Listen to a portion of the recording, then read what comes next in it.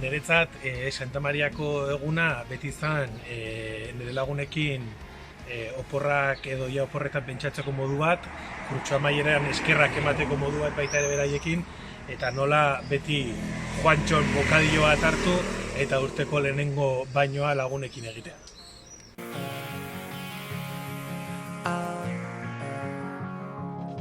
Liburuetan agertzen ez dena galdu ezin diren tren bakarrak erlojurik gabeko bidai honetan. Siempre tengo un buen recuerdo de las visitas que hacíamos desde el colegio a Santa María.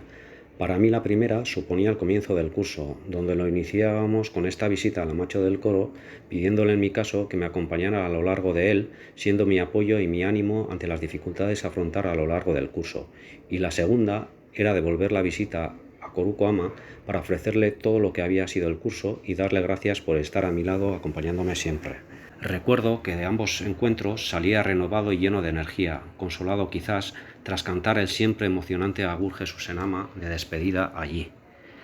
Hoy en día, quizá debido a estas visitas, entre otras vivencias, Santa María del Coro es un lugar especial e importante para mí, donde además de visitar a la Macho, pongo a sus pies mis dificultades y alegrías, siendo ella uno de los pilares fundamentales donde apoyarme.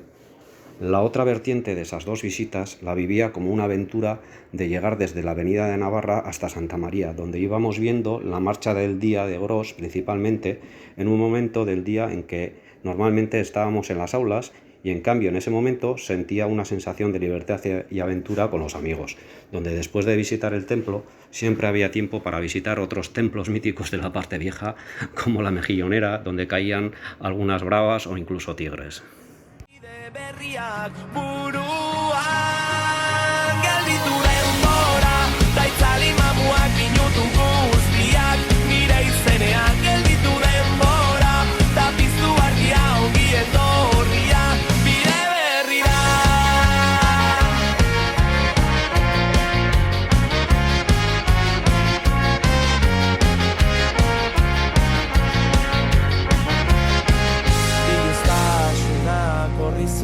Egunero aukera berriak idatzi nahi nuke nire liburua, istorioak lehenengo pertsonan erraztasunak bide erosoak eramaten bazaitu zeinora, ireki ateak helburu berriak, norabide berriak burua.